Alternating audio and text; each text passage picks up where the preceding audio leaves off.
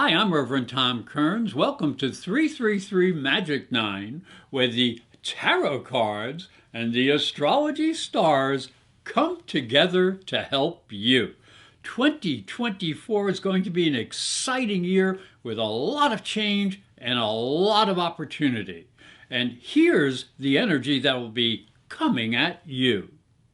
I hope you will like this video and also press the little bell for notifications when my new videos come out. Aquarius, the tarot card for the first quarter is the Fool. It shows a young man who is headed to the future.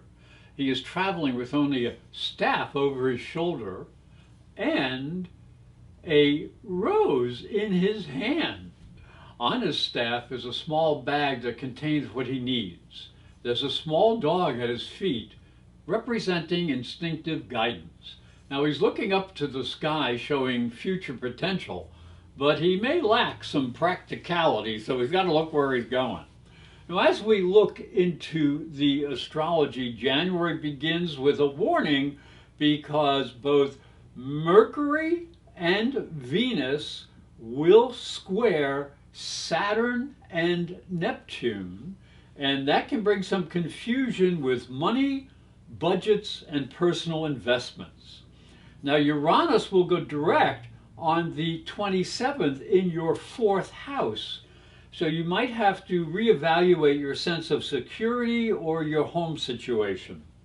And the Sun will conjunct Pluto in Aquarius in your first house, and that's on the 20th. So that's exposing personal secrets or power plays. When we move into February, it starts nice but gets bumpy as Mars will conjunct Pluto in the first house, or right on the ascendant, and that's on the 14th. So watch your ego very carefully. And the 22nd through the 25th may find you seeking exciting changes in home and family. But watch out, you may have a little frustration roaming around. Now March will start with a bang as Venus squares Uranus in your fourth house, and that may attract some strange experiences at home. And Mars will also square Uranus, and that really suggests that you need to stay centered in your being. Now, Neptune in Pisces in your second house may bring financial fantasies. So beware of pie in the sky investments. Stay realistic. The tarot card for the second quarter is the Knight of Cups. It shows a man in armor seated on a white horse, and he extends a cup before him. His helmet signifies imagination, and water is behind him. He suggests inspiration, creativity, and emotion. You may receive an offer that has a positive emotional impact, maybe concerning love and romance. Now, as we look into the astrology in the second quarter, April begins with a total solar eclipse and Mercury going retrograde in your third house. And that can bring challenges to your knowledge and your ability to communicate. And don't allow confusion to rule, as Venus and Mars will conjunct Neptune in the second house, and that would create financial problems, so be careful. And unusual energies come when Jupiter conjuncts Uranus in the fourth house and Pluto squares the Sun over the 20th. So make adjustments in your approach to your personal security. As we move into May, Mars in the third house now, he warned you to watch your mind because there may be too much mental energy around. And Pluto in the first warned you how to be careful about how you present yourself and your ego. The Sun and Venus will conjunct Uranus in the fourth, And that tells you to listen to your deepest feelings. And Mercury conjunct Uranus can bring some brilliant ideas your way. And Jupiter moving into the fifth house helps you with creative expression and maybe some romantic opportunities. Now, June will start with all sorts of ideas and messages flying all over the place, and that may become a challenge, especially when difficult energies will affect your fifth house, and that deals with romance and creativity. And then Saturn will turn retrograde in the second house, and you have to be real careful with your money and with your resources. The tarot card for the third quarter is the Death card. It suggests the ever-changing cycles of nature, with endings becoming new beginnings. Your world is changing, but is also full of new potential, so don't get stuck in the past. Keep the faith, go through challenges, go through the changes, and move to the future. Now, as we look into the astrology for the third quarter, July begins as Neptune joins Saturn retrograde in your second house, creating confusion with money and resources.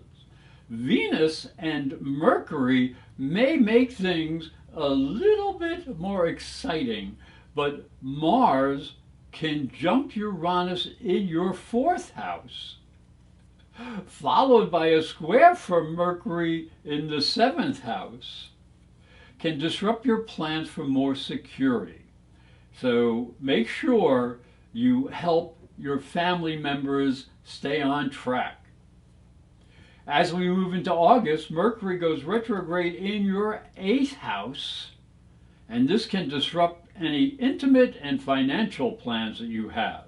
And mid-month is volatile as Mars in the fifth house will square Saturn and conjunct Jupiter. So control yourself in romance, and you may make mistakes, which because Saturn is in the second house, and that can cost you your ability to pay for them. So don't put yourself out on a limb. Now, as we go into September, the Sun now up in Virgo and your eighth house creates a need for you to spend some time on joint finances. Be especially aware around the lunar eclipse, which is in the second house, and that occurs on the 18th. It can upset your money and your budget plans. So stay focused so you can make any needed financial and investment adjustments. And get advice from a professional that you trust. The tarot card for the fourth quarter is the Four of Wands. This is one of the happiest cards in the tarot deck. It combines the energy of the Four, which represents positive energy on the material plane, with the Wands, which represent happiness and expression. This suggests a good time for success in material and spiritual concerns. There may be a romance or a marriage.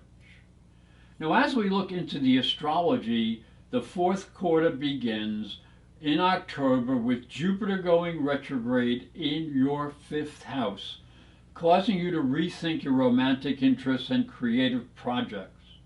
Pluto going direct in the 12th house, it will deepen the power of your spirituality. And there is a grand trine in water signs that, and a lot of mixed aspects floating around, that'll keep everyone's emotions flowing. So join them and go with the flow.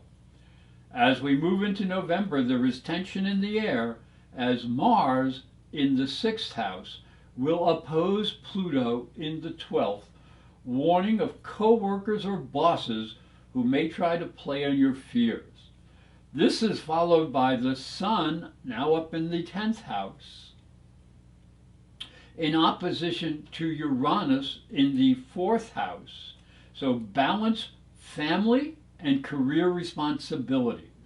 And Mercury will go retrograde in your 11th house, so please adjust your social and networking situations. Watch your calendar. Now, as we move into December, Mars goes retrograde in your 7th house. So tone down your competitive nature with partners. And Neptune will go direct in the 2nd house, showing you the importance of clear budgeting. Venus in the 1st now will oppose Mars in the 7th, so find a way to cooperate with your important partners or relationships. I'd like to thank you for watching. I'd like to thank you for listening. Please like my videos and share them with your friends. And remember, this is the best time to prepare for 2024 with a private psychic and spiritual reading or a natal transit astrology chart. And you can order them at my website, professorastrology.com. And I hope you have a fabulous new year.